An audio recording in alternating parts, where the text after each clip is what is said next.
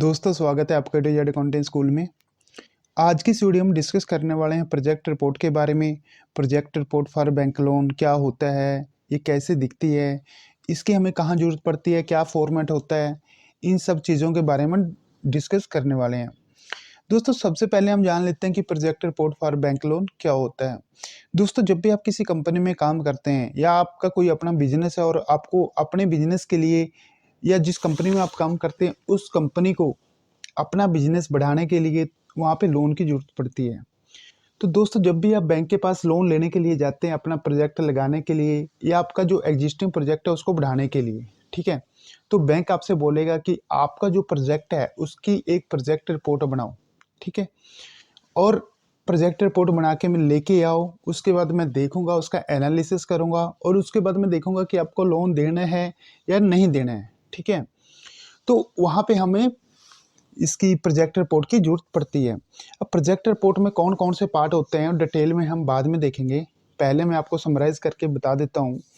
दोस्तों, हमारी project report में सबसे पहले हमें ये दिखाना होता है कि जो हमारे सबसे पहले हमें एक स्नैपशॉट दिखा देंगे अपनी प्रोजेक्ट रिपोर्ट का, ठीक है? कि आपकी क्या कैपेसिटी होगी, कितनी एनुअल सेल होगी, क्या उससे रेवेन्यू आएगा, ये सब कितनी वर्किंग कैपिटल की उसमें रिक्वायरमेंट होगी।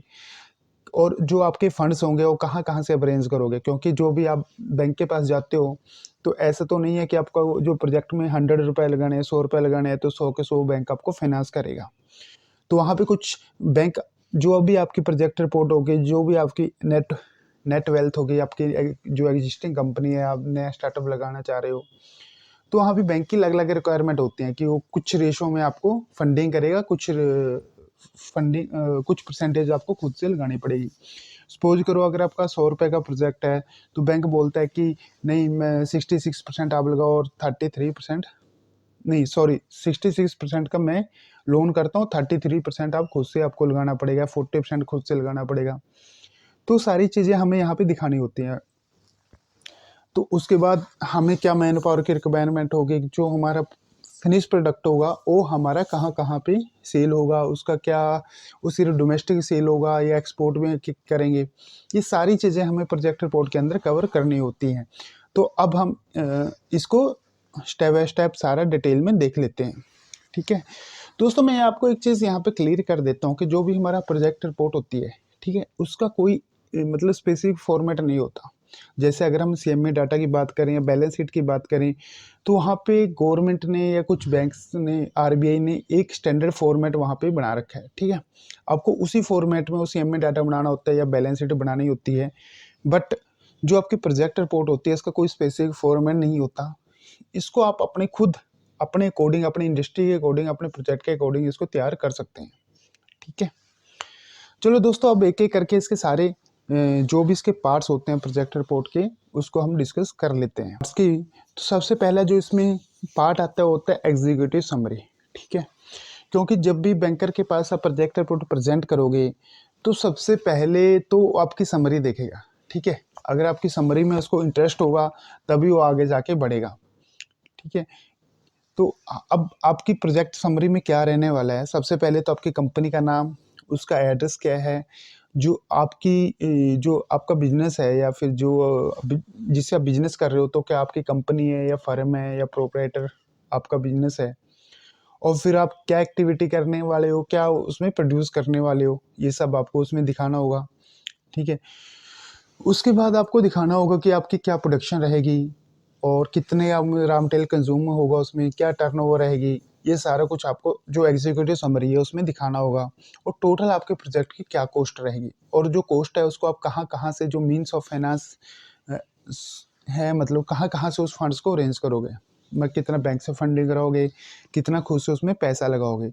तो ये सारा हमें अपनी जो भी हमारी एक समरी होती है प्रोजेक्ट की, उसमें सारा ये दिखाना होता है, ठीक है? तो एग्जीक्यूटिव समरी के बाद हमारा अगला जो आता है उसमें हमें दिखाना होता है स्कोप ऑफ प्रोजेक्ट, ठीक है?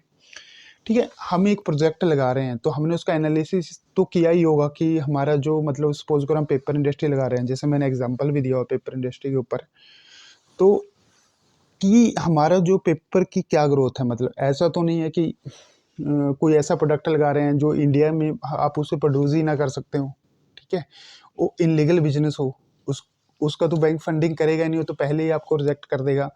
तो इसलिए हम जो भी हमारा फिनिश प्रोडक्ट होगा, ठीक है, उसका क्या स्कोप है, मतलब कहाँ उसकी ग्रोथ है, क्या उसकी जो कंजम्पशन है वो बढ़ने वाली है, इस तरह से मतलब हमें उसका पूरा एक स्कोप ऑफ प्रोजेक्ट वहाँ पे डिटेल में देना होगा, ठीक है। और उसके क्या, इस प्रोडक्ट का क्या डोमेस्टिक मतलब क्या पोटेंशियल है, एक्सपोर्ट में कितना क्या इसका स्कोप है, तो सारा डिटेल हमें उस स्कोप ऑफ प्रोजेक्ट में हमारा डालना होता है। और उसमें मतलब हमें सारे पॉजिटिव पॉइंट ही दिखाने होते हैं, ठीक है।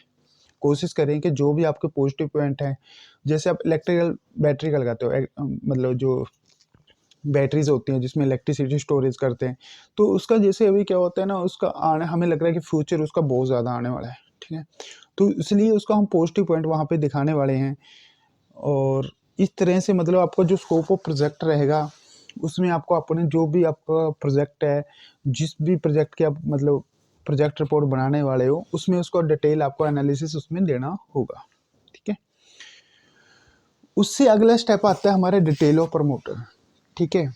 अब बैंक भी इसमें काफ़ी इंटरेस्ट रखता है कि जो प्रमोटर्स हैं आपके, वो कितने एजुकेटेड हैं, उसको जिस भी इंडस्ट्री में आप प्रोजेक्ट लगाना चाह रहे हो उस इंडस्ट्री में उनका क्या एक्सपीरियंस है, ये सारी डिटेल आपको अपने प्रोजेक्ट रिपोर्ट में मेंशन करनी कंपलसरी होती है। अगला स्टेप हमारा आता है प्रोजेक्ट रिपोर्ट का अगला जो पार्ट होता है, उसमें हमें डिटेल देनी होती है कि हमें कितने लैंड की रिक्वायरमेंट हो गई, जो हमारी मशीनरी हो गई, उस जो भी हम प्रोजेक्ट लगा रहे हैं उसमें क्या क्या मशीनरी यूज़ हो गई, क्या रॉ मटेरियल की रिक्वायरमेंट होगी, और कितनी इलेक्ट्रिसिटी उसमें रिक्वायरमेंट होगी, और वो जो इलेक्ट्रिसिटी की रिक्वायरमेंट है, रॉ मटेरियल की रिक्वायरमेंट है, वो हम कहाँ कहाँ से पूरी करेंगे, ये सारी डिटेल हमें अपने प्रोजेक्ट रिपोर्ट के अंदर डालनी होती है, ठीक है।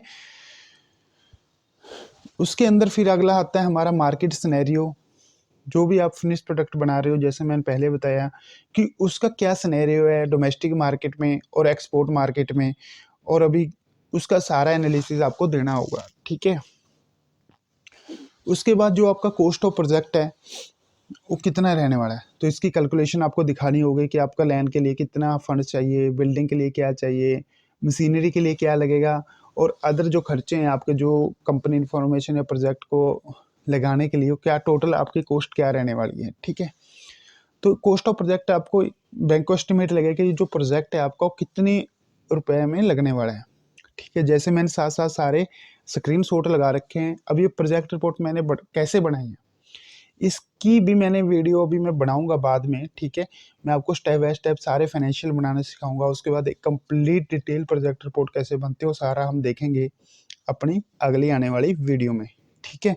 तो मेरा मतलब ये वीडियो बनाने का सिर्फ एक ही मकसद था कि हमें एक्चुअली बेसिक पता लग जाए, ठीक है, कि प्रोजेक्ट रिपोर्ट क्या होती है, फिर तभी तो हम उसके आगे बढ़ पाएंगे, ठीक है। अगर मैं पहले आपको बनाना स्टार्ट कर देता तो आपको फिर वो इतना अच्छे से समझ में नहीं आता जैसे आपको मैं सिखाना चाह रहा हूँ, ठीक है।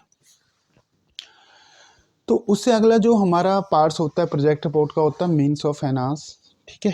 कि जो भी हमें फंड्स लगेंगे हमारे, ठीक है, हम जो प्रोजेक्ट रिपोर्ट है, नहीं सॉरी, जो भी हम प्रोजेक्ट लगा रहे हैं उसके अंदर हमें जो जो फंड्स की रिक्वायरमेंट होगी, ठीक है, वो हम कहाँ कहाँ से उसको अरेंज करेंगे फंड्स को। दोस्तों सबसे पहले कैपिटल, कैपिटल का मतलब होता है कि जो आप खुद से लगाने वाले हो, ठीक है, क्योंकि कभी भी बैंक 100% फंडिंग नहीं करता, ठीक है। वो डिपेंड करता है कि कितना फंडिंग करेगा, वो आपकी जो भी एग्जिस्टिंग फाइनेंशियल्स हैं आपकी कंपनी के, या आपकी जो तो उसके ऊपर डिपेंड करता है कि बैंक आपको कितना फंड करेगा, डिपेंड ऑन योर प्रोजेक्ट के ऊपर, ठीक है। तो बैंक मैक्सिमम आपको 80% तक फंडिंग कर सकता है, बट मोस्टली बैंक क्या है वो 66.66% तक ही फंडिंग करते हैं, ठीक है, या 75 तक भी कर सकते हैं। वो डिपेंड करता है कि आपके जो फाइनेंशियल हैं, जो आपकी प्रोजेक्ट रिपोर्ट है, जो आपका बिजनेस है, उसके ऊपर डिपेंड करेगा। उसके बाद आता है कि प्रोजेक्ट फाइनेंशियल्स, ये हमारी प्रोजेक्ट रिपोर्ट का सबसे महत्वपूर्ण पार्ट होता है। इसमें आपको एक प्रोजेक्टेड बैलेंस शीट बनानी होती है और projected profit and loss account बनाना होता है, ठीक है। तो प्रोजेक्टेड प्रॉफिट एंड लॉस में आपको दिखाना होगा कि आपकी जो क्या कैपेसिटी है, आप कितना यूटिलाइजेशन उसका करोगे, और उस जितना आप यूटिलाइज करोगे उसके ऊपर आपका आउटपुट वॉल्यूम क्या आएगा और कितना आपका सेल होगा, ठीक है। क्या एक्सपेंसेस होंगे, कितना प्रॉफिट आएगा, प्रॉफिट से कितना आप लोन रिपेमेंट करोगे, कितना आप उसको बिजनेस में आगे यूटिलाइज करोगे, ये सारी चीज़ें आपको उसमें दिखानी होगी। अब मैं फिर बता रहा हूँ कि ये जो फाइनेंशियल्स हैं कैसे बनते हैं, मेरी आने वाली वीडियो में आप देखोगे सारा, ठीक है, कैसे डिटेल प्रोजेक्ट रिपोर्ट बनाते हैं, ये सब हम अपने आने वाली वीडियो में देखेंगे। उससे अगला हमारा होता है जो फाइनेंशियल प्रोजेक्शंस, ठीक है। फाइनेंशियल प्रोजेक्शंस में अपना ये दिखाओगे कि आपका जो भी सोर्स ऑफ फंड्स हैं वो कहाँ से आने वाले हैं, उस जो प्रोजेक्ट आप रन करोगे, ठीक है। बैलेंस शीट में आपने प्रॉफिट एंड लॉस और अकाउंट आपने बना दिए हैं, बैलेंस शीट आपने बना दी है।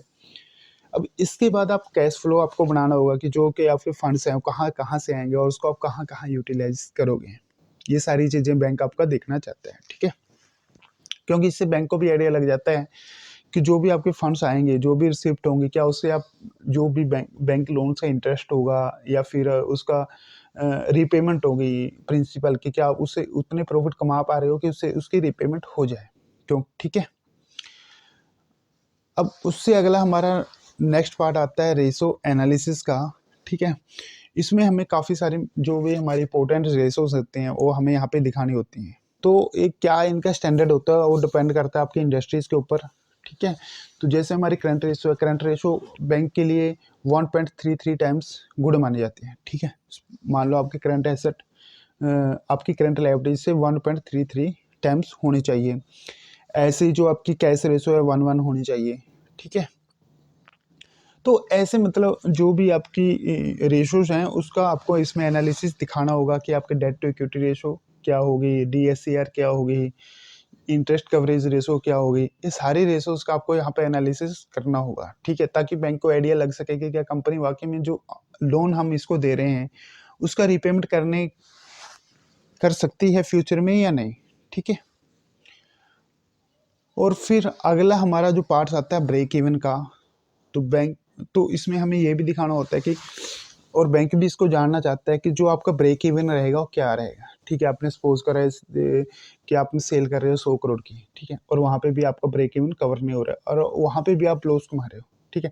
तो एक्चुअल बैंक यही जानना चाहता है कि आपकी मिनिमम सेल कितनी होनी चाहिए जहाँ पे आप नो प्रॉफिट और नो लॉस में आ जाए, ठीक है। और उससे लास्ट में हमारा होता है कैलकुलेशन। इसमें हमें यही दिखाना होता है कि हमारे जो प्रोजेक्ट है उसकी क्या स्ट्रेंथ रहेगी, क्या वीकनेस रहेगी, क्या अपॉर्चुनिटी रहेगी, ये सारी हमें मतलब एक तरह से उसमें शॉर्ट एनालिसिस एक तरह से दिखाना होगा, ठीक है। और हमें यहाँ पे एक मतलब बैंक को एक ये सोच लो कि इस लास्ट में हमें पूरी रिपोर्ट का जो मतलब निचोड़ है एक तरह से बोल सकते हैं हम कि यहाँ पे हमें दिखाना होगा, ठीक है। तो दोस्तों ये देखा कि हमने प्रोजेक्ट रिपोर्ट क्या होती है। अब प्रोजेक्ट रिपोर्ट कैसे बनती है, कैसे इसके फाइनेंशियल्स बनते हैं, डिटेल प्रोजेक्ट रिपोर्ट कैसे दिखती है, वो सारा हम अपना आने वाली वीडियो में देखेंगे। इस वीडियो में वही डिटेल में देखने वाले हैं कि उसको कैसे बनाएंगे, हम पूरा प्रैक्टिकली देखेंगे। तो एग्जाम्पल के तौर पे मैंने एक पेपर्स मैन्युफैक्चरिंग कंपनी का यहाँ पे उठाया है डाटा, ठीक है। तो हम देखेंगे कि ये जो पेपर मैन्युफैक्चरिंग कंपनी है इसको एक नया प्रोजेक्ट लगाना है, प्लफ एंड पेपर मैन्युफैक्चरिंग, ठीक है। तो ये एग्जिस्टिंग ये अभी पहला नया प्रोजेक्ट है, इसका एग्जिस्टिंग कोई बिजनेस नहीं है, ठीक है। तो इसके लिए इसको ये प्रोजेक्ट रिपोर्ट बनानी है। तो सबसे पहले जो हमारी प्रोजेक्ट रिपोर्ट स्टार्ट होती है वो सबसे पहले हमें एक इंट्रोडक्शन से स्टार्ट होती है, ठीक है। दोस्तों ये जो सीट्स मैंने रखी हैं मैंने इस सीक्वेंस में रखी हैं जिस सीक्वेंस में आपको प्रिंटर निकाल के बैंक को सबमिट करना है, ठीक है। तो अभी हम स्टार्ट करते हैं। आपको स्टार्ट कहाँ से करना है प्रोजेक्ट रिपोर्ट बनाना, तो मैं आपको बताता हूँ। दोस्तों सबसे पहले आपको आइडेंटिफाई करना है कि आपके पास जो भी मशीनरी आएगी, ठीक है, जो भी आपका मतलब कोस्टिंग आएगी उसकी आपको वर्किंग करनी है सबसे पहले, ठीक है। तो सबसे पहले आपको देखना है कि जो आपका लैंड है वो मतलब क्या कितनी लैंड आपको चाहिए। जैसे प्रोजेक्ट है इसको 50 एकड़ में चाहिए, एक किसी क्लाइंट का डाटा है वहाँ से मैंने उठाया है, ठीक है। तो वो वहाँ पे पर एकड़ का रेट क्या है, ठीक है, कितना एरिया आपको चाहिए और उसका क्या रेट है वो आपको यहाँ पे डाल देना है। उसके बाद कुछ जैसे आप लैंड होगी उसको डेवलप भी करना पड़ेगा, बाउंड्री करनी पड़ेगी, ये सारा कुछ वहाँ पे, ठीक है। तो उसके लिए आपको कितना वहाँ पे पैसा चाहिए होगा, ठीक है। ये सारी फिगर्स मैंने लाख्स में लिखी हुई हैं, ठीक है। तो जैसे सपोज करो यहाँ पे 20 करोड़ की हमारी लैंड हो गया, ठीक है, 1 करोड़ उसका डेवलपमेंट का खर्चा आएगा। तो सारा आपको वहाँ पे वर्किंग करनी पड़ेगी, ठीक है। जैसे कॉस्ट ऑफ फेंसिंग कितना है, कलवेट कितना है और गेट वगैरह का जो खर्चा है, टोटल मतलब आपके 30 करोड़ में जो लैंड है वो मतलब डेवलप हो मतलब टोटल लैंड आपको मिल जाएगी डेवलपमेंट के साथ, ठीक है। तो ऐसे आपको जो भी प्रोजेक्ट है उसका आपको वहाँ पे देखना है कि आपकी जो मतलब लैंड की क्या कॉस्ट है, बिल्डिंग पे कितना खर्चा आएगा, फिर उसके बाद ठीक है। और बिल्डिंग में आपको मतलब आइडेंटिफाई करना है, आर्किटेक्ट से एक मतलब आप मैप बनाओगे और उससे आप देखोगे कि आपको कितनी बिल्डिंग्स चाहिए, कितना कितने एरिया आएगा, तो उसकी आपको वहाँ पे कॉस्ट निकालनी पड़ेगी। एडमिन बिल्डिंग क्या है, फैक्ट्री की बिल्डिंग क्या है, गोडाउन एरिया उसके लिए कितना एरिया गोडाउन के लिए चाहिए, वेयर हाउस के लिए चाहिए। तो ये सारा आपको यहाँ पे मतलब उसके बाद आइडेंटिफाई करना है। बिल्डिंग आपकी हो गई, उसकी क्या कॉस्टिंग आएगी। उसके बाद जो जो आप मशीनरी लगाने वाले हो, कितनी मशीनरी आप इंपोर्ट करोगे और कितनी आप लोकल वो करोगे, आइडेंटिफाई करोगे। एक्चुअली बैंक इसमें भी इंटरेस्ट रखता है, ठीक है। तो आपको ये सारा यहाँ पे दिखाना है, क्या क्या मशीनरी आपकी लगने वाली है सारी। और उसके बाद कुछ टेक्निकल नो जो आपका ड्राइंग्स वगैरह डॉक्यूमेंट्स चार्जेस होते हैं, वो सारा यहाँ पे आपको लेना है, ठीक है। तो उसके बाद आपकी जो भी है आपकी ये सारी टोटल कॉस्टिंग आ जाएगी, ठीक है। कि आपका लैंड में कितना खर्चा आएगा, बिल्डिंग में कितना आएगा और मशीनरीज में कितना खर्चा आएगा। उसके अलावा अदर आपके जो प्राइमरी एक्सपेंसेस होते हैं और मतलब जो मिसलेनियस फिक्स एसेट, मतलब आपको एक पूरी लिस्ट बना लेनी है जो भी आपको रिक्वायरमेंट है, जो भी आपका बिजनेस है या जो भी आप मैन्युफैक्चर करना चाहते हो उसके लिए। तो आपकी जो भी कॉस्ट आ गई है, सपोज करो यहाँ पे इसको हम टोटल करते हैं, तो मेरा जो टोटल प्रोजेक्ट है वो प्रोजेक्ट की कॉस्ट आई है वो 248 करोड़ आ गई है, ठीक है। तो अब आपने आइडेंटिफाई कर लिया कि आपकी क्या कॉस्टिंग आने वाली है, ठीक है। तो उसके बाद फिर हम आ जाते हैं दोबारा से सबसे पहली सीट पे, इंट्रोडक्शन शीट पे, ठीक है। तो यहाँ पे हमें क्या देखना होता है, ठीक है। इंट्रोडक्शन शीट में हमारा क्या आएगा, इसके बाद फिर सबसे पहले कंपनीज का नेम आएगा, फिर एड्रेस आएगा, ठीक है। उसके बाद आपकी क्या जो प्राइवेट लिमिटेड कंपनी सारी है और एक्टिविटीज़ क्या है, मतलब कि आप क्या मैन्युफैक्चर करने वाले हो वो यहाँ पे दोगे। जैसे पेपर मैन्युफैक्चरिंग, आपने जो प्लांट है कितनी कैपेसिटी का प्लांट लगाया उसी के हिसाब से हमने एक्चुअली कॉस्टिंग की है। तो हमने जो प्लांट की मतलब लगा रहे हैं वो 300 टन पर डे के हिसाब से वो मैन्युफैक्चर करेगा, ठीक है। उसकी कैपेसिटी मतलब इतनी है कि 300 पर टन। तो नॉर्मली जो प्लांट होता है 100% कैपेसिटी पे तो नहीं चलता, तो उसका में हम देखेंगे कि उसकी कैसी प्रोडक्शन निकालेंगे, कैसी सेल वैल्यू निकालेंगे अभी आगे। तो अभी जो हम हमारे क्या होता है, नॉर्मली जो वर्किंग डेज होता है उसके अंदर साल के अंदर वो 330 डे हम मान के चलते हैं, क्योंकि पूरा कंपनी नहीं चल रही, उसमें ब्रेक डाउन भी होते हैं, फिर कुछ होल्डे भी होते हैं। तो इसलिए हम 330 वर्किंग डे यहाँ पे लेके चल रहे हैं, ठीक है। और शिफ्ट पर डे मतलब एक दिन में 3 शिफ्ट चलेंगे और जो रनिंग है 24 घंटे हमारा प्लांट चलने वाला है, ठीक है। तो ये सारी चीज़ आपका जो प्रोजेक्ट है उसके ऊपर डिपेंड करेगा, क्योंकि पेपर मैन्युफैक्चरिंग का तो इसलिए ऐसे है। हो सकता है आपकी जो वर्किंग डे हो 300 हो, या फिर शिफ्ट एक ही चलाते हो आप 8 घंटे की, ठीक है। तो उसके हिसाब से आपको यहाँ पे डाटा डालना है। और उसके बाद जो कैपेसिटी आपकी प्लांट की है 300 टन पर डे के हिसाब से, क्लियर है। तो अभी हम क्या करेंगे, तो उससे हमारी कैपेसिटी टोटल आ गई है 99,000 टन पर एनम, ठीक है। तो अगर हम 330 दिन प्लांट को चलाते हैं और 3 शिफ्ट में चलाते हैं 24 घंटे, और हमारे प्लांट की जो कैपेसिटी है 300 टन पर डे है, तो हमारी जो प्लांट की कैपेसिटी आएगी तो कितनी आने वाली है 99,000, ठीक है। 99,000 आने वाली है। तो हमारा जो मतलब प्लांट है मैक्सिमम मैन्युफैक्चरिंग कर सकता है 99,000 टन, ठीक है। तो ये हमने एक तरह से एजम्पशन ले रखी है और ये सारी एजम्पशन सीट मैंने यहाँ पे दे रखी है। तो इसको भी मैं आपको समझाऊंगा कि कैसे कैसे हम इसको रेफर कर सकते हैं, ठीक है। तो ये मतलब आपने सबसे पहले एजम्पशन यहाँ पे, ठीक है।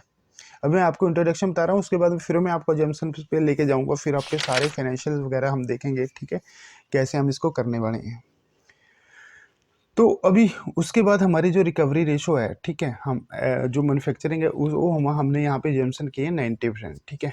ऐसा नहीं है कि आप मतलब जो आपके कुछ वेस्टेज नहीं होगा, वो हमें एजम्पशन एक तरह से लेके चलनी होती है। जैसे उस जो वेस्टेज होगी वो हर एक इंडस्ट्री की अलग अलग होती है, ठीक है। जैसे कपड़े की मैन्युफैक्चरिंग है उसकी अलग होगी, स्टील में अलग होगी और ये पेपर में अलग है। तो हमने यहाँ पे एजम्पशन पड़ी है कि जो हमारी रिकवरी रेशो होगी वो 90% होगी। और उसके बाद जो रॉ मटेरियल हमारा कंज्यूम होगा, ठीक है, मतलब हमें 99,000 प्रोडक्शन करने के लिए हमें 1,10,000 टन रॉ मटेरियल चाहिए होगा, ठीक है। अब उसका एवरेज सेलिंग प्राइस क्या होगा हमारा, अब ये जो मार्केट के ऊपर डिपेंड करता है, ठीक है। अभी जो मैंने करंट सिनेरियो अभी लिया था ये, ठीक है, वो 31,300 पर टन है, सॉरी सेलिंग प्राइस।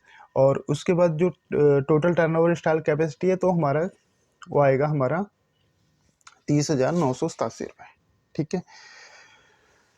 तो इसके अब ये कैसे आया है, ठीक है, ये मैं आपको बता देता हूँ। तो जस्ट आपको क्या करना है,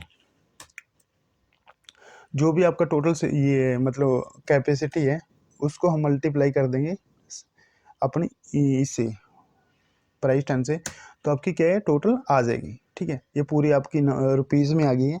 अब इसको मैंने डिवाइड बाय लाख से कर दिया, तो मेरी जो फिगर है लाख में आ गई। मतलब जो भी आपका प्लांट की कैपेसिटी है उसको आप मल्टीप्लाई कर दोगे सेलिंग प्राइस से, तो आपकी साल की एनुअल वो आ जाएगी स्टॉक कैपेसिटी कितनी है। मतलब आपकी जो सेल होगी 309 करोड़ 87 लाख होगी, ठीक है। उसके बाद आपका जो कॉस्ट ऑफ प्रोजेक्ट है वो हमने निकाला था 248 करोड़ था हमारा, इसका जो प्लांट एंड मशीनरी की हमारी कॉस्ट आई थी, ठीक है। इसके अलावा हमारे प्रोजेक्ट में कुछ खर्चे और भी होते हैं, ठीक है। जैसे सपोज करो ये हमने निकाला 248 करोड़, और इसके अलावा हमारा जो खर्चा था ये प्राइमरी एक्सपेंसेस 48 करोड़ ये, और कुछ वर्किंग कैपिटल हम इसमें, क्योंकि जो इनिशियली हम वो करते हैं मतलब वर्किंग कैपिटल लगाते हैं प्रोडक्शन से पहले की, तो उसको भी हमें उसमें एक तरह से कैपिटलाइज करना होता है। तो हमारा जो टोटल एक्सपेंसेस आएगा यहाँ पे वो मतलब टोटल प्रोजेक्ट हो गया हमारा 262 करोड़ का, ठीक है।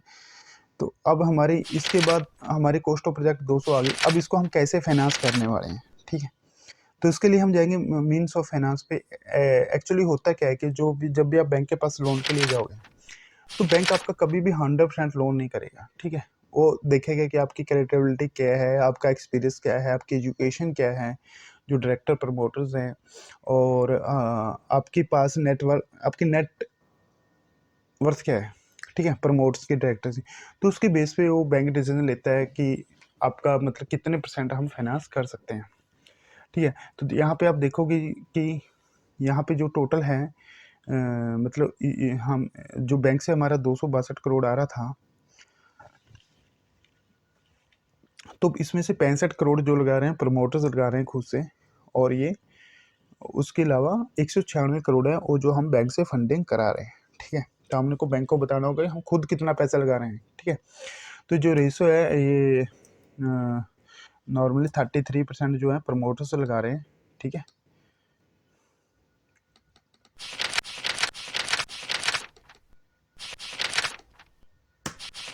नहीं सॉरी 25%। यहाँ पे जो प्रमोटर्स फंडिंग कर रहे हैं 25% कर रहे हैं, और 75% वो बैंक, सॉरी हाँ 25% है जो प्रमोटर्स लगा रहे हैं, 75% है जो हम बैंक से फंडिंग करा रहे हैं, ठीक है। तो ये मैक्सिमम जो बैंक कर सकते हैं 80% तक जाते हैं, और मतलब अदरवाइज अगर आप लोअर साइड देखोगे तो आपको 66% तो फंडिंग बैंक कर ही देते हैं। बट आपकी प्रोजेक्ट रिपोर्ट वो अच्छी होनी चाहिए, आपका जो मतलब मतलब उसका कॉन्सेप्ट आप बोल दीजिए, या फिर आपको क्लैरिटी होनी चाहिए आपका प्रोजेक्ट के बारे में, आप क्या करने वाले हैं, आपका क्या गोल क्या है, मतलब उसके हिसाब से, ठीक है। तो ये हमने 25% हमने खुद से मतलब प्रमोटर में पैसा लगाया, और उसके बाद जो है 75% बैंक से हमने फंडिंग करा लिया प्रोजेक्ट की। तो ये हमारी इंट्रोडक्शन शीट रहने वाली है, ठीक है। तो मैं एक बार दोबारा से ब्रीफ कर देता हूँ। सबसे पहले कंपनी का नाम, उसके बाद क्या कंपनी प्राइवेट लिमिटेड है, पार्टनरशिप फर्म है, प्रोवाइडर फर्म है। उसके बाद क्या आप मैन्युफैक्चर करने वाले हो। उसके बाद आपको कैपेसिटी निकालनी है वर्किंग डे के हिसाब से, शिफ्ट के हिसाब से, पर टन डे के हिसाब से, ठीक है। उसके बाद आपकी रिकवरी रेशियो क्या है कि रामडेल की जंक्शन आपकी आ जाएगी, क्योंकि ये मेन चीज़ है जो आपको बैंक देखना चाहता है, और आपका सेलिंग प्राइस क्या रहने वाला, टोटल टर्नओवर क्या रहने वाली है, ठीक है। तो ये आपकी इंट्रोडक्शन सीट आ गई। उससे अगली हमारी सीट आती है कॉस्ट ऑफ फाइनेंस, ठीक है। अब ये मैंने जैसे ब्रीफ कर दिया कि हमें सारा मतलब इसकी डिटेल मैंने बता दी थी आपको स्टार्टिंग में ही। तो इसके बाद हमारे क्या लैंड डेवलपमेंट पे कितना खर्चा आएगा, बिल्डिंग पे क्या आने वाला है, और ये टूल्स वूल्स मतलब जो भी हमारी मिसलेनियस फिक्स एसेट है इस पे टोटल कितना खर्चा आने वाला है, ठीक है। तो हमने 262 करोड़ यहाँ पे लगा दिया है। ये वर्किंग कैपिटल इसलिए लिखिए क्योंकि हमारे जो प्रोडक्शन से पहले के एक्सपेंसेस है प्रोजेक्ट में वो हम सब कैपिटलाइज करते हैं, ठीक है। क्योंकि प्रोडक्शन स्टार्ट नहीं हुई, सेल स्टार्ट नहीं हुई, हमने वर्क कुछ पैसा वहाँ पे लगाना स्टार्ट कर दिया है, तो फिर वहाँ पे उसके लिए भी आपको वहाँ पे पैसे की जरूरत पड़ेगी, ठीक है। नहीं तो फिर आपका क्या होगा, फिर आपको ऑपरेशन के लिए जो पैसा चाहिए होगा फिर वहाँ पे आपको प्रॉब्लम आनी स्टार्ट हो जाएगी। उसके बाद मीन्स ऑफ फाइनेंस, आप कितना कितना फंडिंग करा रहे हो, बैंक से कितना करा रहे हो, और ये कितना करा रहे हैं, ठीक है। अब आते हैं हमारी main seat profit and loss account, ठीक है। अब दोस्तों ये क्या होता है, कितने, अब हमने देख लिया कि हमारा कितना प्रोजेक्ट पे कॉस्ट लगने वाली है और जो हमें कॉस्ट आएगी वो कहाँ कहाँ से हम उसको फंडिंग करेंगे, हमारा सब क्लियर हो गया। अब उसके बाद आता है कि हमें प्रॉफिट एंड लॉस। एक्चुअल आपको जो प्रोजेक्ट रिपोर्ट पे कितने साल का प्रोजेक्टेड फाइनेंशियल आपको दिखाना है, वो आपका डिपेंड करेगा आपके लोन के टेन्योर को, ठीक है, कि आप वो लोन कितने साल में उसको रीपेमेंट करने वाले हैं उसका, ठीक है। अगर 8 साल जाता है तो 8 साल का फाइनेंशियल दिखाना पड़ेगा, 10 साल जाता है तो 10 साल का, अगर 5 साल है तो 5 साल का, ठीक है, आपको फाइनेंशियल यहाँ दिखाना पड़ता है। तो इसके बाद दोस्तों अब ये कैसे आया फिगर्स, ठीक है, इसके लिए हमें क्या करना होता है, देखिए सारी मैंने एजम्पशन सीट से लिंक कर रखा है यहाँ पे, ठीक है। अभी पहले हम थोड़ा सा गो थ्रू एजम्पशन से हो जाते हैं या साथ साथ इसको लेके चलेंगे, ठीक है। मतलब जिस टॉपिक पे जाएंगे उसके साथ फिर एजम्पशन को हम वहाँ पे वो करते रहेंगे, ठीक है। और सबसे पहले क्या है कि हमारा जो मैंने यहाँ पे प्रोडक्शन स्टार्ट किया है, ठीक है, और मैंने स्टार्ट किया है यहाँ पे मतलब जनवरी से, ठीक है, कि जनवरी फरवरी मार्च 3 महीने का मैंने यहाँ पे ले लिया है और फर्स्ट ईयर में, ठीक है। और फिर क्या होगा मेरा, मतलब मैं जनवरी से प्रोडक्शन स्टार्ट करने वाला, इस हिसाब से मैंने बनाया। पहले साल में 3 महीने मेरा रहेगा, उसके बाद फुल ईयर मेरा रहेगा, ठीक है। अब दोस्तों क्या होता है, सबसे पहले कैपेसिटी यूटिलाइजेशन।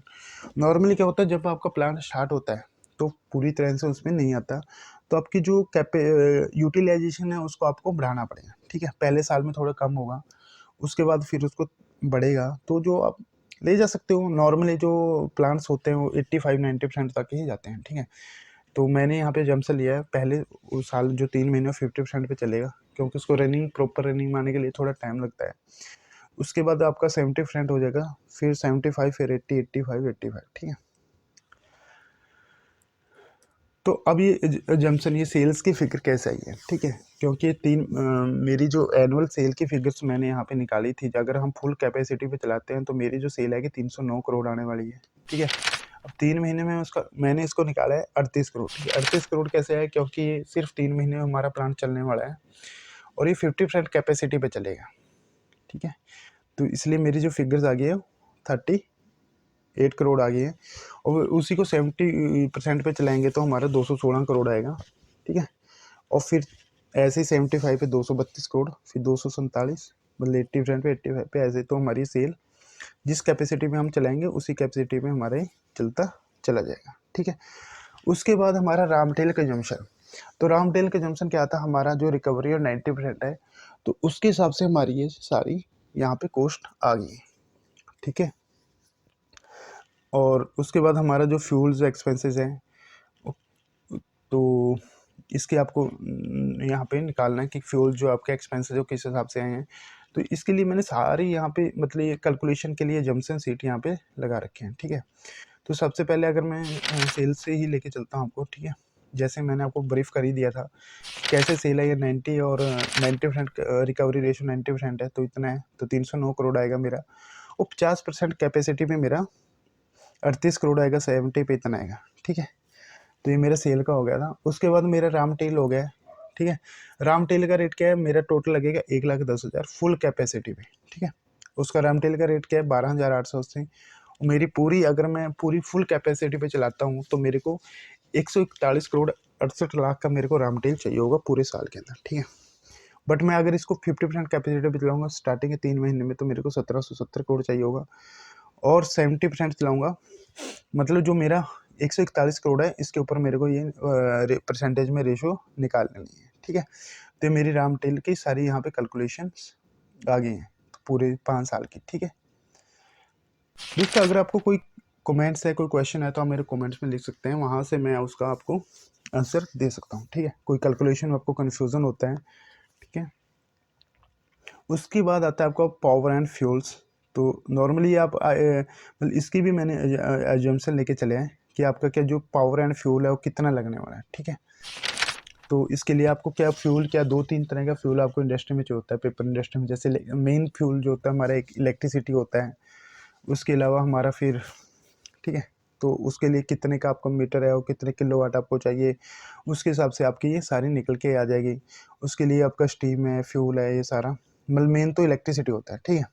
उसके अलावा ये सारा आपका फिनिश्ड प्रोडक्शन के हिसाब से आपको पूरा इसको निकालना होगा, और फिर कैपेसिटी के हिसाब से आपको इसको डिवाइड करके आप इसको भी सेम ऐसे ही यहाँ से कैलकुलेशन ले सकते हैं। ठीक है, तो इस आंकड़ों को आप ऐसे सिंपल परसेंटेज में बैठ सकते हो। आपको मतलब अगर आइडिया है कि मेरा अगर मैं इतने कैपेसिटी का प्लांट लगाने वाला हूँ तो इसका मेरा इतना इलेक्ट्रिसिटी बिल आएगा। बट वो बैंक क्या होता है ना, बैंक आपसे एजम्पशंस मांगेगा, भाई आपने कैलकुलेट किया कैसे, नहीं तो आप कुछ भी फिगर डाल दोगे तो ऐसा वो फिर एक्सेप्ट करने वाला नहीं है। ठीक है, और उसके बाद वेजेस, तो ये हमारी आती है अगली एजम्पशन सीट कि आपकी जो मैन पावर रहेगी वो कैसे आएगी, उसकी कॉस्ट। तो उसके लिए आपको दिखाना होगा कि मैन पावर कॉस्ट में कि आप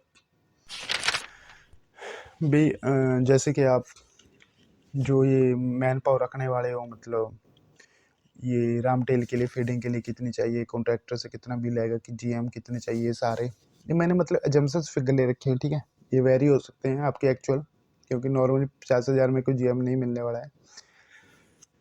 ओके, तो इस हिसाब से आप इसको कर सकते हो, और इस पर 8% आप वो इंक्रीमेंट लगा सकते हैं एनुअल जो उसका होगा, और उसके हिसाब से आप ये कैलकुलेशन कर सकते हो। ठीक है, और सैलरी एक्सपेंसेस वगैरह पे जो ऐड कर दोगे, और उसके अलावा 10% हर साल बढ़ा दोगे, तो नॉर्मल 10% एवरेज आपका आएगा। ठीक है, उसके अलावा आपके कंज्यूमेबल्स आ गए, तो इसका नॉर्मली आप ले सकते हो कि आपको नॉर्मली ऐड कि कितना आपका कंज्यूमेबल्स होगा, कितना रिपेयर एंड मेंटेनेंस में जाएगा, ये आपकी जो मशीनरी है उसके ऊपर आप एक रेशो सेट कर सकते हो कितना मेरा उस पर आने वाला है। ठीक है, और उसके बाद अदर मैन्युफैक्चरिंग एक्सपेंसेस भी आप अपनी जो सेल्स के ऊपर या फिर आपकी मशीनरी के ऊपर, सेल्स के ऊपर इसको मतलब एक तरह से आप ले सकते हो परसेंटेज, 5%, 10%। ठीक है, और उसके बाद आपका डेप्रिसिएशन।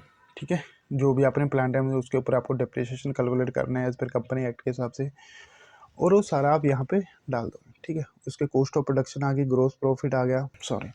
तो उसके बाद फिर आपका इंटरेस्ट, टर्म लोन के ऊपर, वर्किंग कैपिटल के ऊपर, वो सारा यहाँ पे दिखाना है। फिर जर्नल एडमिन एक्सपेंसेस, ये भी आप सेल के ऊपर इसको यहाँ पे फिट कर सकते हो। तो आपको प्रॉफिट बिफोर टैक्स आ जाएगा।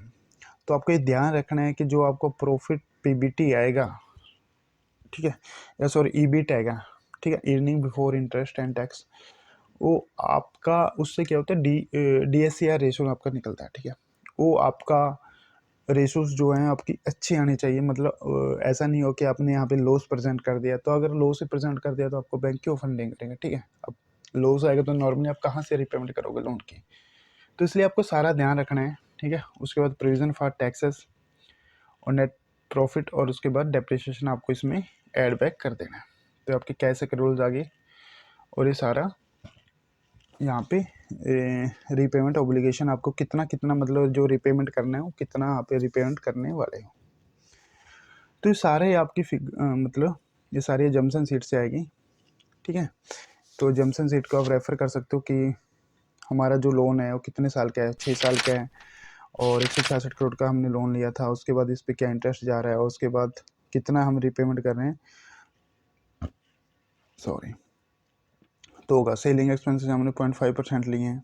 ठीक है, तो ब्रेक इवन के बाद हम बाद में आते हैं। ठीक है, तो ये हमारा प्रॉफिट एंड लॉस अकाउंट यहाँ पे कंप्लीट हो गया। फिर मैं एक बार दोबारा से रिपीट करता हूँ इसको। ठीक है, सबसे पहले आपको सेल निकालनी है, जितने आपके एनुअल कैपेसिटी है उसके ऊपर कितनी कैपेसिटी पे आप प्लांट रन कर रहे हो उसके हिसाब से आपकी एनुअल सेल आ जाएगी। ठीक है, 70 पे, 80 पे। ठीक है, उसके बाद राम टेल हमारा कितना है, 90% हमारा मतलब वो निकलता है, मतलब रिकवरी रेशो हमारी 90% है, उसके हिसाब से आपकी राम टेल की कॉस्ट आ जाएगी। उससे पर टन के हिसाब से आपका रेट आपको लेना है कि मार्केट में आपका राम टेल का रेट क्या है, और उसको जिस कैपेसिटी पे आप चलाओगे, जिसमें सेल आप कर रहे हो, तो उसी कैपेसिटी पे आपका वो राम टेल के वहाँ पे निकल के आ जाएगा।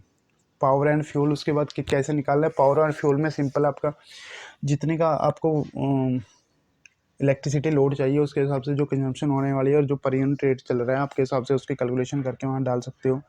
वेजेस में आपकी क्या क्या मैन पावर लगने वाली है, कितने आपको, ठीक है, उसके हिसाब से आप इसकी कैलकुलेशन करोगे। कंज्यूमेबल्स आप इस परसेंटेज एक सेट कर सकते हो एडी के हिसाब से।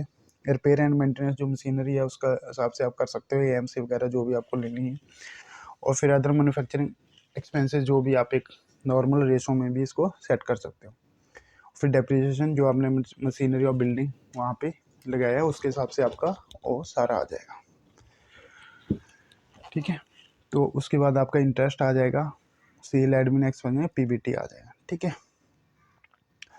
तो उससे अगला हमारा जो आता है प्रोजेक्ट रिपोर्ट का नेक्स्ट पार्ट आता है हमारा बैलेंस शीट, ठीक है।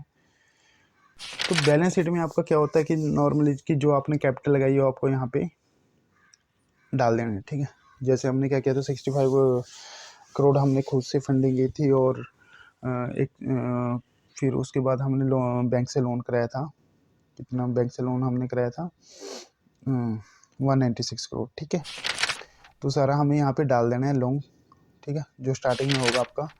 और जो मतलब बैलेंस शीट जैसे बनते हैं नॉर्मल वैसे ही बनाना है। बैलेंस शीट कैसे बनती है इसके ऊपर मैंने ऑलरेडी वीडियो डाल रखा है, ठीक है, उसको भी आप रेफर कर सकते हो।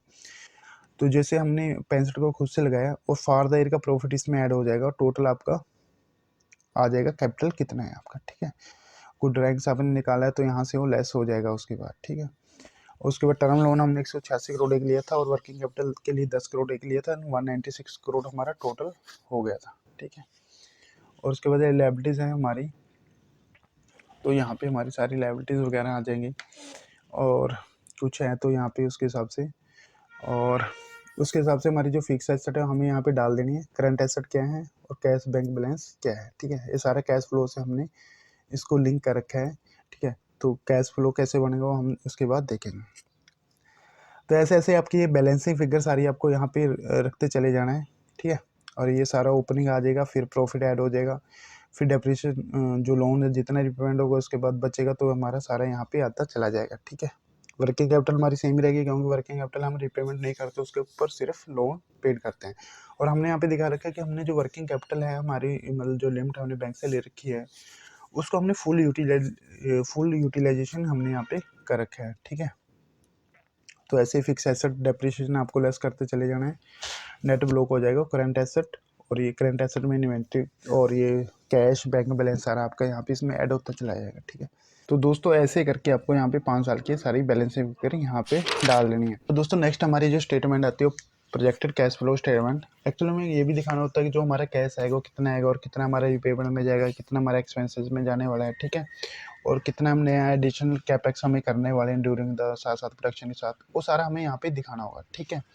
कि जैसे आपका जो प्रॉफिट है कितना है, उसके बाद फिर अपने जो एक सबसे पहले ईयर में तो आपके पास जो कैश इनफ्लो होगा आप इक्विटी लगाओगे, बैंक से फंडिंग आएगी वही होगा, ठीक है। उसके बाद उसको यूटिलाइज कहाँ करोगे आप? कैपिटल एक्सपेंडिचर में जो मशीनरी परचेज करोगे, ठीक है। और उसके बाद आपका सरप्लस बच जाएगा, ठीक है।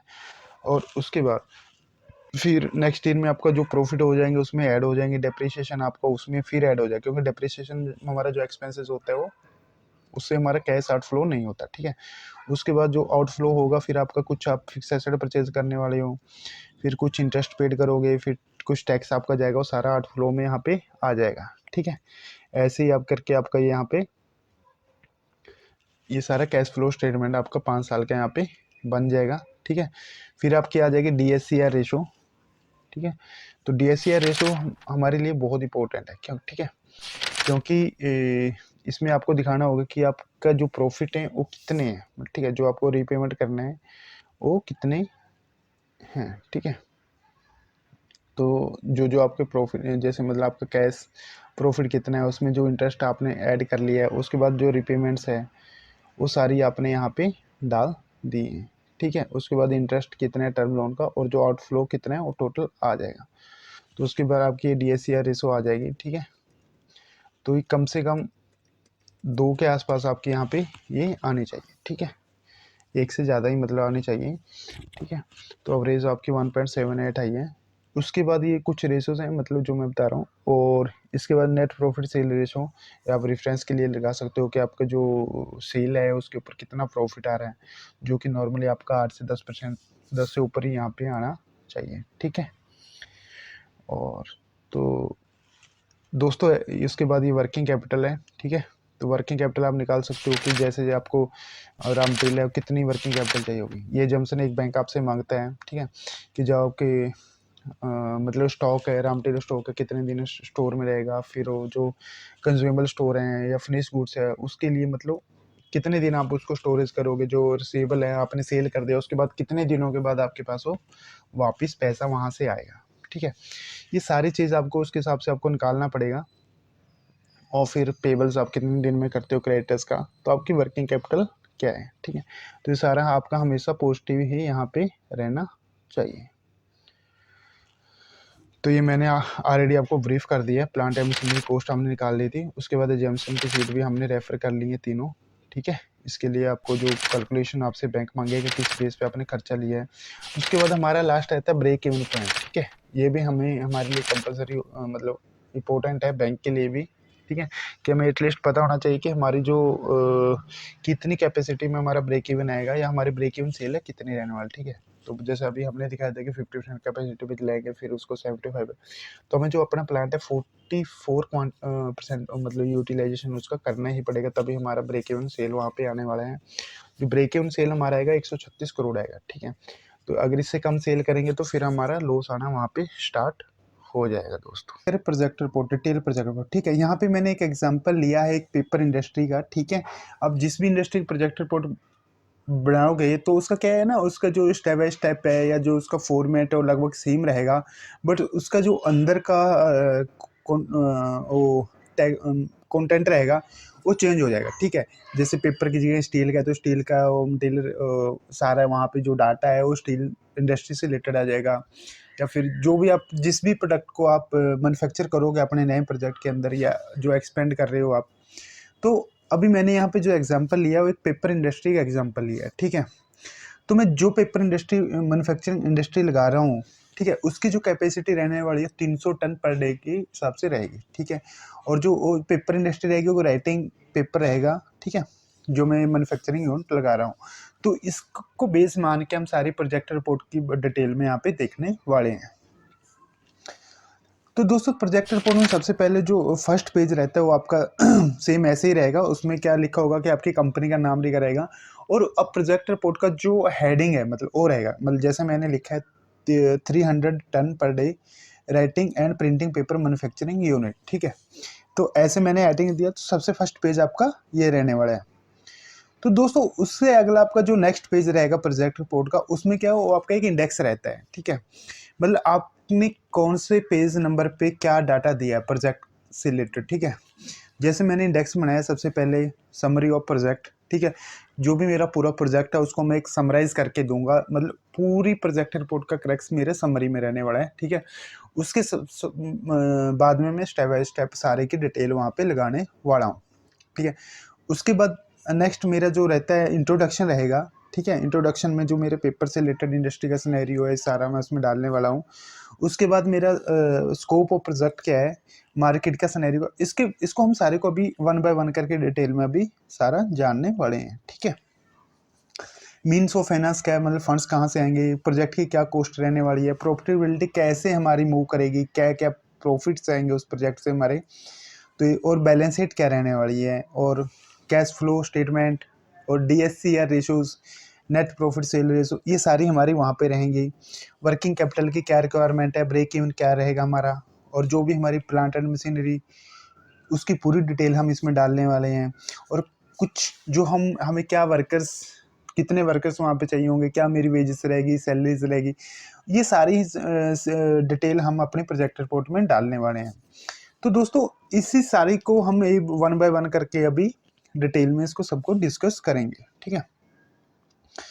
तो दोस्तों सबसे पहले हमारी जो प्रोजेक्ट रिपोर्ट में हमारी मतलब फर्स्ट टाइप होता है प्रोजेक्ट समरी, ठीक है। तो मेनली आपका प्रोजेक्ट समरी के अंदर ही पूरे प्रोजेक्ट का यहाँ पे क्रक्स आ जाता है, ठीक है। मान लो आपने जो भी डाटा इसमें डालना है प्रोजेक्ट रिपोर्ट में, ठीक है, मतलब जो भी मैं बताना चाह रहा हूँ क्या मैं प्रोजेक्ट लगा रहा हूँ, तो मेनली बैंकर जो होता है ना आपको समरी से ही सबको समझ आता है। तो समरी में आपका एक तरह से ये बोल सकते हो कि आपने पूरा क्रक्स इसमें डाल दिया है, ठीक है। तो उसके बाद वो डिटेल्स एक जस्ट ए फॉर्मेलिटीज के लिए, या उसको कुछ चीज़ें समझ नहीं आ रही तो उसको डिटेल में समझेगा तो ही वो रेफर करेगा, अदरवाइज वो आपकी समरी से ही मतलब एक तरह से सेटिस्फाई हो गया तो ठीक है। और समरीज मतलब आपकी बिल्कुल क्लियर होनी चाहिए, उसमें कोई मतलब आपको उसमें कंफ्यूजन क्रिएट नहीं करनी चाहिए आपको समरी के अंदर, ठीक है। तो प्रोजेक्ट समरी में जैसे मैंने बनाई है, तो सबसे पहले मेरी यूनिट है, ठीक है, मैंने कंपनीज का नाम लिख दिया, एड्रेस कहाँ पे है, हरियाणा मैंने डाल दिया, ठीक है। उसके बाद जो मेरी कंपनीज है क्या है, ठीक है, जो मैं बिजनेस प्रोजेक्ट लगा रहा हूँ उसको किस फॉर्म में मैं रन करूँगा, मतलब मेरी प्रोप्राइटर फर्म रहेगी, पार्टनरशिप फर्म रहेगी, प्राइवेट कंपनी है, लिमिटेड कंपनी है, ठीक है। तो मैं क्या है प्राइवेट लिमिटेड कंपनी मैंने यहाँ पे डाल दिया है। उसके बाद डायरेक्टर की डिटेल डाल सकते हो। और नेक्स्ट हमारा जो एक्टिविटीज़ है क्या रहेगी, फ्लफ एंड पेपर मैन्युफैक्चरिंग रहेगी, स्टील है, टीएमटी मैन्युफैक्चरिंग है, इंगट्स है, लाइक दैट जो भी है, गारमेंट्स की इंडस्ट्री है, जो भी आप यहाँ पे इंडस्ट्री लगा रहे हो, क्या एक्टिविटी करने वाले हो, क्योंकि वो आपको यहाँ पे डालना होगा, ठीक है। उसके बाद यहाँ पे मैंने दिखाया अपनी समरी के अंदर की जो अभी मैं बता रहा हूँ कि मेरी जो कैपेसिटी है मेरे प्रोजेक्ट की 300 टन पर डे के हिसाब से, ठीक है। तो उसकी कैलकुलेशन कैसे है, ठीक है। और उसके लिए मैंने क्या है कि 300 टन मेरी पर डे है, तो मेरी पूरे साल में कितनी प्रोडक्शन रहने वाली है और मेरी रॉ मटेरियल क्या रहेगा, मतलब मोटा मोटा मैं इसमें सारा मैंने यहाँ पे डाल दिया, ठीक है। अभी जैसे मैंने दिखाया कि यहाँ पे एक साल के अंदर मतलब 365 होते हैं, उसमें से मेरी जो फैक्ट्री चलेगी वो 330 दिन चलेगी, ठीक है।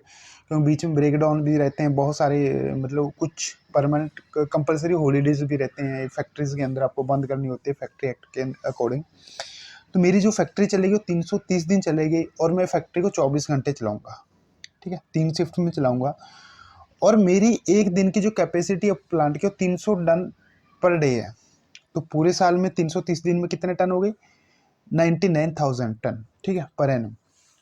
ये होगा कि अब मेरी जो कैपेसिटी है वो मेरी जो नया प्रोजेक्ट लगा रहा हूँ तो मेरी जो उसकी कैपेसिटी रहने वाली है 99,000 टन पूरे साल की रहने वाली है, ठीक है। अब ये मैंने निकाल लिया। अब उसके बाद मेरे को क्या चाहिए कि अब मेरे को इसके लिए कितना रॉ मटेरियल चाहिए होगा, ठीक है। अब मैंने यहाँ पे अजूम किया है कि जो मेरी रिकवरी रेशियो है, ठीक है, जो मेरा पेपर के लिए मेरे को रॉ मटेरियल चाहिए, अगर मैं इसमें 100 टन डालूंगा तो मेरा 90 टन ही फिनिश गुड्स उसमें ही आएगा, ठीक है। और तो इसलिए मैंने 90 मतलब जो रिकवरी रेशो है मेरी वो 90% है और 10% यहाँ पे वेस्टेज है। तो मेरे को जो रॉ मटेरियल चाहिए होगा 1,10,000 टन चाहिए होगा, ठीक है। उसके बाद फिर मेरे को एवरेज सेलिंग प्राइस मैंने डाल दिया कि जो मेरा पेपर का रेट है मार्केट के हिसाब से वो 31,300 पर टन है। तो मेरे साल की टर्नओवर यहाँ पे आ गई है 30,987, ठीक है। मतलब 309 करोड़ रुपए मेरी वहाँ पे टर्नओवर आ गई पूरे साल की। तो 309 करोड़ आपकी तभी आएगी अगर आप उसको फुल 100% कैपेसिटी पे चलाओगे, ठीक है।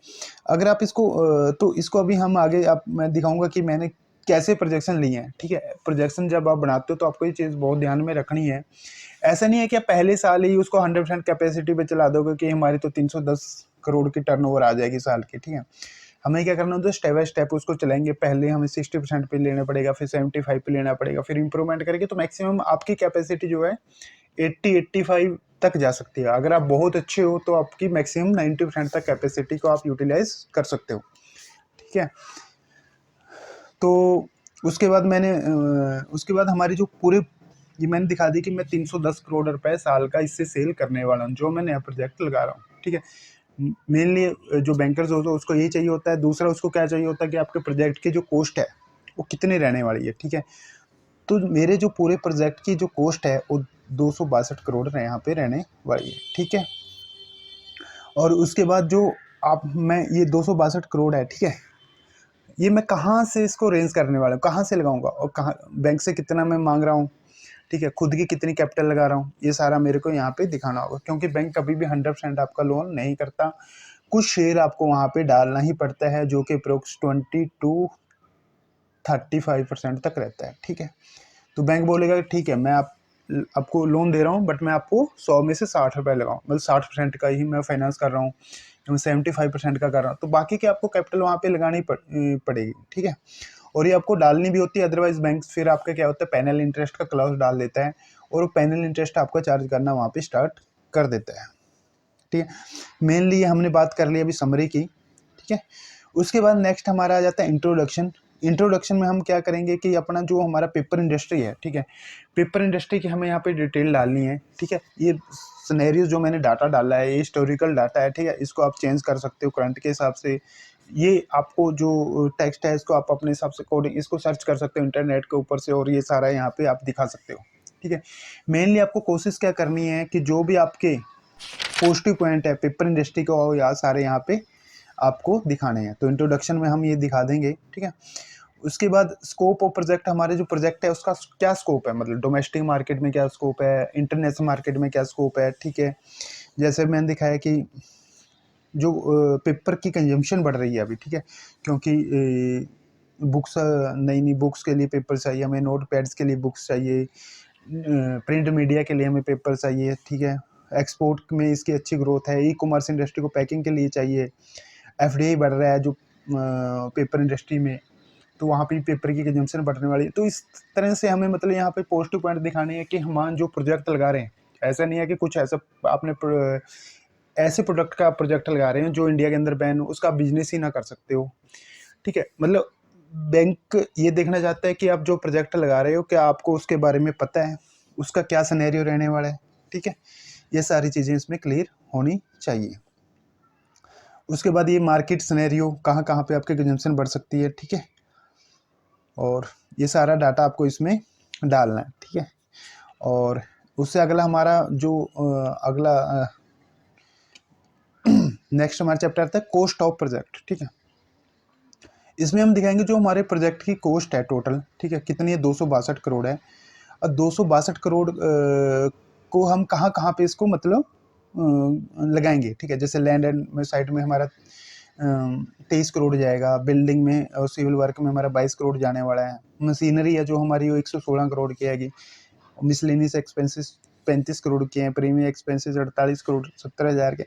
तो ऐसे करके हमें आपको जो है ना पूरे कॉस्ट ऑफ प्रोजेक्ट की डिटेल यहाँ पे आपको सारी देनी होगी, ठीक है। अगर आपको एग्जिस्टिंग प्रोजेक्ट है तो अभी मैं जो प्रोजेक्ट रिपोर्ट ये आपको दिखा रहा हूँ ये बिल्कुल नई प्रोजेक्ट की है, इसका कोई एग्जिस्टिंग यहाँ पे प्रोजेक्ट मतलब एग्जिस्टिंग नहीं था, बिल्कुल पूरे का पूरा नया प्रोजेक्ट लगा रहे हैं, ठीक है। अगर आपका एग्जिस्टिंग प्रोजेक्ट होता तो या आपने कुछ ऑलरेडी परचेज किया होता तो आपको यहाँ पे ऑलरेडी इनकर्ड में इसको डालना होता, ठीक है, और टू बी इनकर्ड। अभी मेरे को पूरे का पूरा सारा ये कॉस्ट अभी इनकर्ड करना है, तो इसलिए मैं सब पूरे का डाटा इसमें इनकर्ड में डाल रहा हूँ, ठीक है। तो ऐसे करके जो मेरे पूरे प्रोजेक्ट की कॉस्ट है कितनी आ गई, 212 करोड़, ठीक है। उसके बाद हमारा नेक्स्ट आता है मीन्स ऑफ फाइनेंस, ठीक है। मीन्स ऑफ फाइनेंस में क्या है कि जो आप 262 करोड़ आप कॉस्ट, आपने प्रोजेक्ट की कॉस्ट निकाल दी कि जो भी आप प्रोजेक्ट लगा रहे हो 262 करोड़ का है, अब उसको आप कहाँ कहाँ से अरेंज कर रहे हो, ठीक है, ये सारा आपको यहाँ पे दिखाना है। तो मैंने दिखाया कि जो 65 करोड़ है वो खुद जो प्रमोटर है अपनी कैपिटल यहाँ पे लगा रहे हैं, उसके बाद जो टर्म लोन और वर्किंग कैपिटल हम बैंक से मांग रहे हो 196 करोड़ यहाँ पे ले रहे हैं, ठीक है। तो उसके बाद हमारा उसके बाद हमारी जो आगे projection performance and probability report, ये प्रोजेक्ट रिपोर्ट का एक मेन पार्ट्स होता है, ठीक है, क्योंकि इसमें बैंक देखता है कि आपने जो प्लांट लगा रहे हो उससे आप कितनी टर्नओवर आएगी, उसके बाद उसमें क्या क्या एक्सपेंसेस आपके आएंगे, वो एक्सपेंसेस के बाद आपको क्या प्रॉफिट बचेगा, प्रॉफिट में से कितना, मतलब इतना प्रॉफिट तो कम से कम आ रहा है ना कि आप बैंक का रिपेमेंट कर सको, प्रिंसिपल का एंड इंटरेस्ट का, ये सब ना, तो बैंक को देख रहे हैं। ये पूरा जो फाइनेंशियल कैसे क्रिएट करते हैं, कैसे बनाते हैं, ये मैं आपको बता चुका हूँ, ठीक है। वो मेरी आप लास्ट मैंने सेपरेट वीडियो भी इसके ऊपर डाल रखा है, वो वीडियो भी आप देख सकते हो, ठीक है। ये पूरी प्रोजेक्शन फाइनेंशियल्स कैसे बनते हैं, कैसे क्या जम्पशन होती हैं, ये सारी चीज़ को आप देख के इसको बना सकते हो, सीख सकते हो, ठीक है। एक्सेल में मैंने इसको डिटेल में आपको बता रखा है, ठीक है। तो अभी जैसे मैंने आपको कहा कि पहले हमारा 3 महीने का रहेगा, ठीक है, जो 50% कैपेसिटी पे हमारा चलेगा, उसके बाद सेकेंड ईयर में 70% आएगा, फिर 75 आएगा कैपेसिटी। तो ऐसा ही आपका जो भी आपकी फैक्ट्रीज होती है, ठीक है, कभी भी आपकी 100% पे नहीं चलती, ठीक है। उस पर आपको मैक्सिमम अगर अच्छे हो तो 85 या 90% तक आप जा सकते हो, ठीक है। उसके बाद हमारे क्या क्या खर्चे रहेंगे, रॉ मटेरियल है, ठीक है, फ्यूल है, कंजम्पशन है, कैसे हम मैंने यहाँ पे डाले हैं, तो एक्सेल में ऑलरेडी वीडियो डाल रखे हूँ, ठीक है, उसको आप देख सकते हो। तो इससे हमारा यहाँ पे क्या आ गया, पूरा प्रॉफिट्स आ गया, ठीक है। प्रॉफिट कितना हमारा कैश एक्रूवल्स आ गई, डेप्रिसिएशन एड बैक हो गया, कितना आएगा हमारा सारा हमने यहाँ पे दिखा दिया। उसके बाद हमारा नेक्स्ट आता है प्रोजेक्टेड बैलेंस शीट, ठीक है। ये प्रोजेक्टेड तो हमारा क्या हो, कितना हमने खुद से पैसा लगाया, कितना हमारे रिजर्व्स हो गए, ये सारी चीज़ें मैंने यहाँ पे डाल दिया, ठीक है। इसके ऊपर भी मैंने पूरा डिटेल में आपको एक्सेल में बता चुका हूँ ऑलरेडी, ठीक है। तो ये सारी बैलेंस शीट आपकी यहाँ आ जाएगी, ठीक है। और बैलेंस शीट के बाद आपका नेक्स्ट आ जाएगा कैश फ्लो, कि कहाँ कहाँ से आपके फंड कैसे मूव करेंगे, ये सारा आपको इसमें डिटेल में यहाँ पे देना होगा, ठीक है। और कैश फ्लो के बाद आपके कुछ रेशोज इंपॉर्टेंट हैं, जैसे DSCR रेशो, ये सबसे इंपॉर्टेंट रेशो है अगर आप लगा रहे हो, क्योंकि DSCR रेशो क्या होती है, वो आपको बैंक को बताती है भाई ये इतने प्रॉफिट कमा रहा है कि आपका जो प्रिंसिपल है और जो इंटरेस्ट है वो पेड कर सकता है या नहीं कर सकता है, ठीक है। उसके बाद आपका ब्रेक इवन है जो मोस्ट इम्पोर्टेंट है, ठीक है। और अजम्पशन फॉर वर्किंग कैपिटल, आपको क्या वर्किंग कैपिटल चाहिए, आपका मतलब कितना होल्डिंग पीरियड रहने वाला है इन्वेंट्रीज का, और रिसीवेबल कितने दिन में कलेक्ट होंगे, आप वेंडर्स की पेमेंट कितने, उसके बेस पे आपकी वर्किंग कैपिटल डिसाइड होगी कितनी वर्किंग कैपिटल आपको चाहिए। तो ये सारा आप इसमें आपको डालना होगा वर्किंग कैपिटल की क्या। उसके बाद ब्रेक इवन, ठीक है। ब्रेक इवन आपको मैक्सिमम कितने परसेंट पे अपनी यूटिलाइजेशन चलानी है, ठीक है। ऐसा नहीं कि आपको 30% 35 चलाओ तो आपकी कंपनी जो वो प्रोजेक्ट है वो लॉस में जाए। तो आपको जो अपनी कैपेसिटी का ब्रेक, इसके हिसाब से 44% आपको यहाँ पे प्लांट को चलाना ही होगा, ठीक है। जो आपके ब्रेक इवन सेल आएगी वो 136 करोड़ आने वाली है, ठीक है, मतलब 44% आने वाली है। उसके बाद आपको जो land and plant and machinery की डिटेल है वो सारी इसमें डाल देनी है, ठीक है। इसके ऊपर हम ऑलरेडी डिस्कस कर चुके हैं। और उसके बाद ये सारी सैलरीज वेजेस कैसे कैलकुलेशन हमने की हैं ऑलरेडी, वीडियोस के ऊपर मैं डाल चुका हूँ। और लास्ट में आपका रहेगा कैलकुलेशंस, ठीक है, कैलकुलेशंस। और इसमें आपको क्या है कि आपको लास्ट आपका पूरा क्रक्स आपको सारा डालना है, ठीक है। इसमें स्वोट एक थोड़ा सा आपको दिखा देना है कि क्या इस पेपर इंडस्ट्री की क्या स्ट्रेंथ रहने वाली है, क्या वीकनेस है, अपॉर्चुनिटीज़ क्या है, थ्रेट्स क्या है, ये सारी चीज़ें आप लास्ट में डाल सकते हो, ठीक है। और इसके बाद क्लोज कर सकते हो। तो दोस्तों ये हमने देखा कि एक पेपर इंडस्ट्री की हम कैसे एक प्रोजेक्ट रिपोर्ट बना सकते हैं, डिटेल प्रोजेक्ट रिपोर्ट, ठीक है। और अगर ये फाइनेंशियल मैंने ऑलरेडी एक्सेल में पूरे डिटेल में आपको समझाए थे, लास्ट वीडियो मेरी अपलोड है और इस वीडियो में भी मैं उसमें ऐड कर दूँगा।